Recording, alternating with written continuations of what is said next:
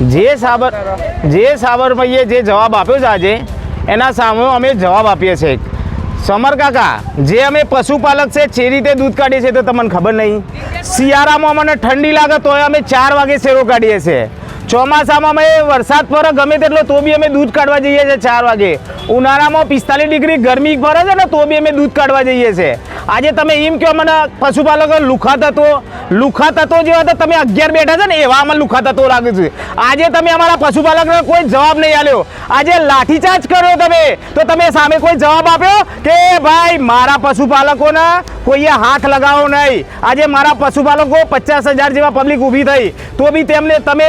અંદર સાબર ડેરીમાં હાજર નતા કોઈ જવાબ આપવા આવ્યો આજે તમે એમ કહો છો કે લુખા તત્વો આજે 45 લાખમાં તમે નોકરી લ્યો છો એનો કોઈ અમારા પશુપાલકનો કોઈ જવાબ આપ્યો નથી તો અમારે કરવું શું આજે તમે એમ કહી દો કે 74 માણસો તમે ગિરફ્તાર કર્યા છે આજે તમે એમ કીધું કે મારા પશુપાલકોનો શોધ એવો જવાબ આપ્યો છે તમે આજ સુધી અને આજે એમ કહો કે લુખા તત્વો અને આ તો રાજકીય સ્ટન્ટ છે અરે રાજકીય સ્ટન્ટ લાગતો તો તમે રાજીનામું આલી દો વહીવટ કરવાની તો અમારી તાકાત છે પશુપાલકોની અમે કોઈ એવી બંગરીઓ નહીં પહેરી કે વહીવટ નહીં કરીએ આ તો તમને હારા જોઈને બેહાર્યા છીએ કે સારા માણસોથી અંદર વહીવટ કરવા બેહારીએ પણ એવું ના સમજતા કે વહીવટ તો અમે કરીએ કે આજે 2-3 વર્ષ પછી ફરીથી ચૂંટી આવશે તાકાત હોય તો બેહી જોજો ખબર પડશે અમે પશુપાલકો બહેનો તમામ આવશું આ તો હજી જવાબ નહીં આપો ને તો ગાયો ભેંસો લઈને હજી તાકાત છે અમારી કે સાબર ડેરીને અંદર પૂરીને અમે પૂરી રાખીએ એવા છે તમે એમ ના સમજતા કે અમે અહીંયા દૂધ ચાલુ થઈ ગયું અમે ગમે તોથી દૂધ લાવીએ આ તો અમે છોકરો